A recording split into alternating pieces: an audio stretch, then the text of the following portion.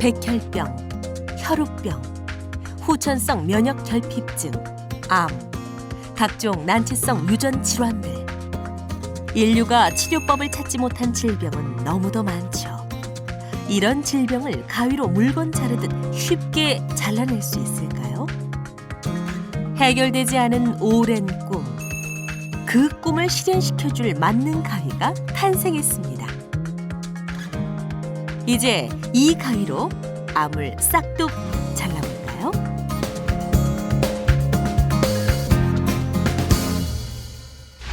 크리스퍼 가위는 유전자에 결합해 특정 부위를 가위처럼 잘라내는 유전공학 기법입니다.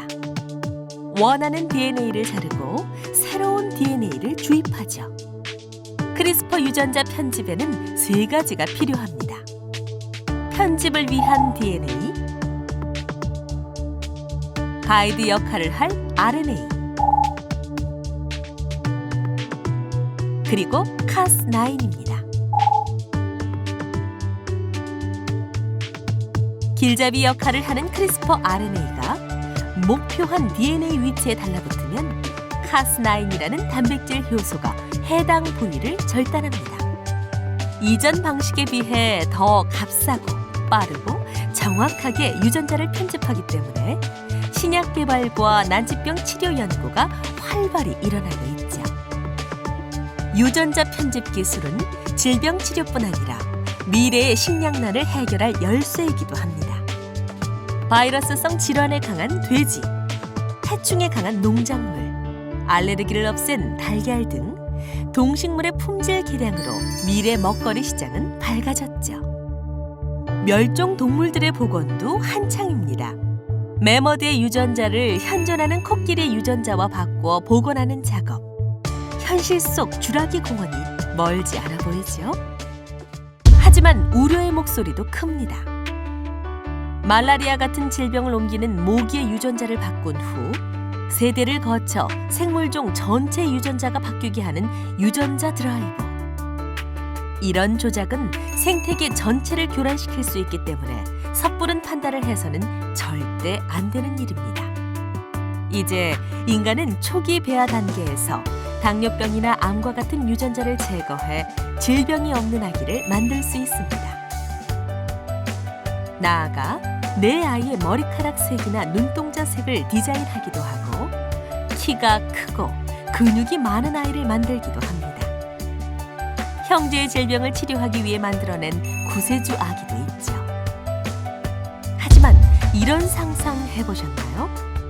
모두가 키가 작은 유전자를 싹둑 잘라내는 세상. 그래서 키가 큰 사람들만 가득한 지구를 상상해보세요. 성격이 좋은 사람만 가득한 지구, 똑똑한 사람만 가득한 지구, 잘생긴 사람만 가득한 지구. 그곳은 과연 우리가 꿈꾸는 유토피아일까요? 인간보다 먼저 동물의 유전자 편집이 있었고 그 결과가 좋지만은 않았습니다. 근친 교배를 통해 유지되는 순종자는 지금 다양한 유전병으로 고통받습니다. 이 불도그는 평균 수명이 고작 6년이며 찌그러진 코로 제대로 숨을 쉬지 못합니다. 고관절 이형성증이란 병도 앓고 있죠. 열성 유전자인 흰색 털을 유지하기 위해 근친 교배로 만들어낸 백호 역시 얹청이와 같은 유전병으로 고통을 받고 있습니다. 인류의 삶을 보다 윤택하게 만들어줄 기술의 발전은 반가운 일이지만 지금은 그 어느 때보다 생물종의 다양성이 만들어내는 생태계의 아름다움에 관해 성찰하고 유전자 편집에 관한 다양한 윤리적 도덕적 문제가 해결된다면 인류는 더욱 밝은 미래를 만날 수 있을 것입니다.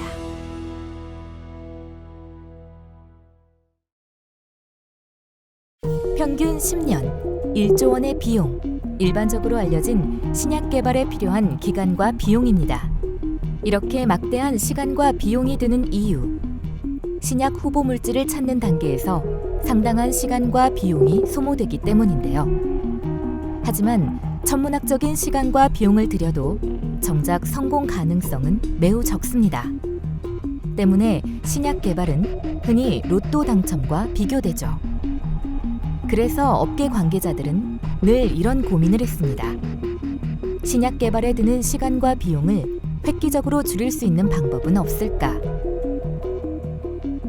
그리고 최근 그 대안으로 급부상하고 있는 기술에 주목하고 있는데요. 바로 인공지능입니다. 그렇다면 신약 개발에 인공지능이 어떻게 활용될지 지금부터 살펴볼까요?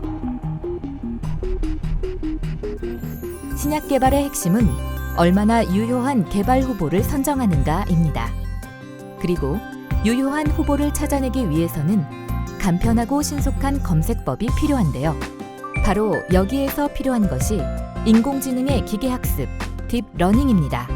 즉, 딥러닝을 통해 수백만 건의 논문과 임상 데이터를 순식간에 분석할 수 있기 때문에 신약 개발에 소요되는 시간과 비용을 획기적으로 줄일 수 있다고 기대하는 것이죠. 그런 기대 속에 딥러닝 인공지능 네트워크 기술을 활용해 분자들의 화학 반응과 생물적 반응을 예측하고 주요 질병을 치료할 신약을 만들 시스템이 등장했습니다.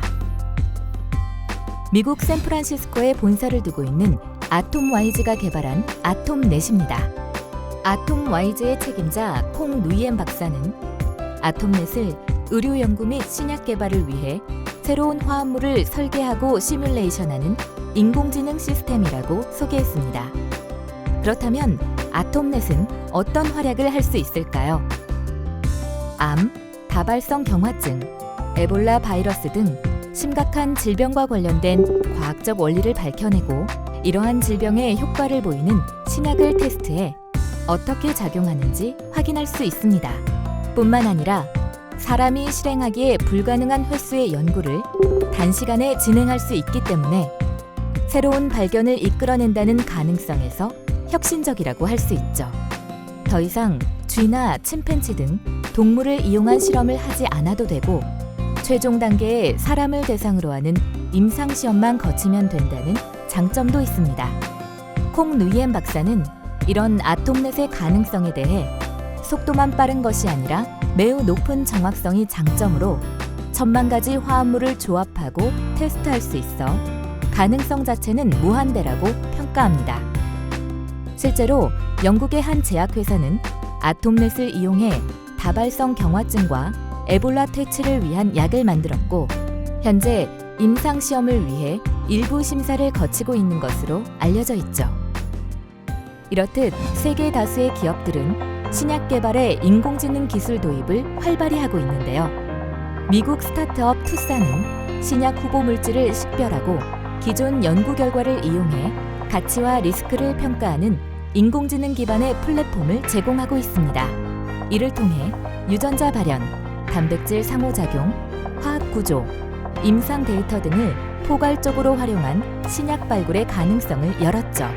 뿐만 아니라 일본의 제약기업 산테는 투사의 인공지능 플랫폼을 이용해 녹내장 신약을 개발하고 있고 다국적 제약기업 화이자는 IBM의 인공지능인 왓슨을 이용해 신약 개발을 추진하고 있습니다. 존슨앤존스의 자회사 얀슨 역시 영국의 인공지능 스타트업 베네볼렌트 AI와 신약 후보 물질에 대한 독점 라이센스를 체결한 바 있죠.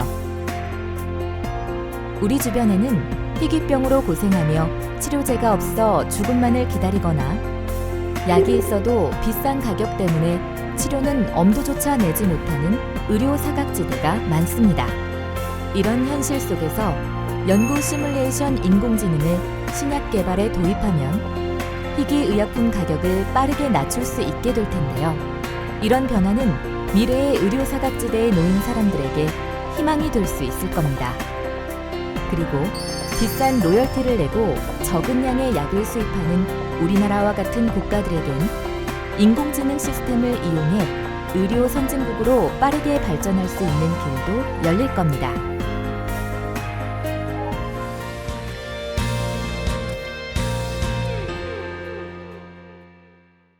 늙지 않고 죽지 않을 수 있을까? 오래전부터 많은 사람들이 고민하고 도전하고 노력해왔던 주제입니다. 하지만 누구도 이루지 못한 불로 장생의 꿈. 노화를 막고 수명을 늘리는 연구가 진행되면서 이제 이 꿈 같은 이야기는 현실이 될지도 모르겠습니다.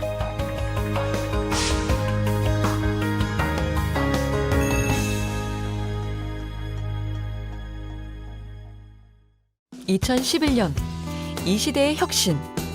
실리콘밸리의 영웅이었던 스티브 잡스가 췌장암으로 일찍 세상을 떠났습니다.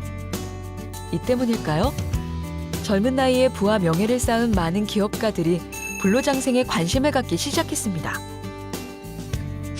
스티브 잡스는 생애 마지막 순간까지 자신의 DNA를 분석해 췌장암 치료법을 찾으려는 시도를 했습니다. 비록 잡스는 DNA 분석으로 암을 정복한 최초의 사람이 되지는 못했지만 DNA 분석을 통한 유전체 정보의 의학적 가능성을 남겼습니다. 스티브 잡스의 DNA를 분석한 보스턴의 브로드 연구소에서 기술을 가져와 설립한 기업인 파운데이션 메디신은 300개가 넘는 암 유전자를 분석해 항암제를 추천해주는 상품을 만들어 미국 시장을 휩쓸고 있습니다. 영화 벤자민 버튼의 시간은 거꾸로 간다의 주인공 벤자민 버튼은 다른 사람과 달리 세월이 지날수록 점점 어려지죠. 영화 초반 노인의 모습으로 등장하지만 시간이 지나면서 원래의 멋진 모습을 되찾게 됩니다. DNA의 연구는 암 같은 질병뿐만 아니라 노화를 막는 연구에도 기본이 되고 있습니다. 최근 벤자민 버튼처럼 다시 젊음을 회복하는 벤자민 버튼 세포를 만들 수 있는 방법이 개발됐습니다.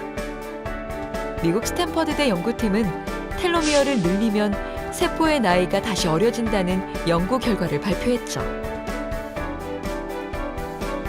텔로미어는 염색체 끝에부터 유전 정보 물질인 DNA가 닳지 않게 보호하는 안전모 같은 역할을 하는 물질입니다. 젊은 사람인 경우 8,000개에서 10,000개의 뉴클레오타이드가 붙어있는 긴 텔로미어를 가지고 있지만 세포가 분열을 거듭하며 텔로미어의 길이는 점점 짧아지고 세포는 결국 죽음을 맞게 되죠. 연구팀은 피부세포와 근육세포의 텔로미어를 늘어나게 하는 효소를 변형하는 방식으로 텔로미어의 길이를 연장하는 연구를 통해 세포의 나이가 되돌아가 수명을 연장할 수 있다는 것을 밝혀냈습니다. 이뿐만 아니라 얼마 전 국내 연구진도 근육 노화를 막을 수 있는 방법을 처음 발견했는데요. 근육줄기 세포를 회춘시키는 조절인자로 마이크로 RNA가 중요하다는 사실을 밝혀내면서 근육의 노화를 막을 수 있는 방법을 찾았습니다. 연구진은 앞으로 근육 감소 치료제 개발은 물론 다양한 노인성 질환 치료에도 도움이 될 것이라고 말했습니다. 앞으로 나이와 상관없이 누구나 탱탱한 피부를 가지고 노인도 근육질의 몸매를 가질 수 있을지 모릅니다. 다양한 DNA 치료의 개발은 고령화 사회로 가는 요즘 삶의 질을 높이기 위한 안티에이징으로 많은 주목을 받고 있으며 산업으로서도 큰 가치를 가지고 있습니다. 세계적인 제약회사 글락소 스미스 클라인도 5년 후를 목표로 노화 방지 신약에 7억 2천만 달러를 투자했습니다.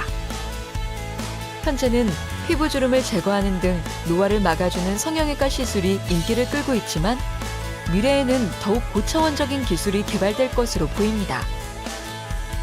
특히 지금처럼 노화된 피부를 젊게 하는 것이 아니라 피부가 노화되지 않게 예방하는 연구가 더 많아지고 있습니다.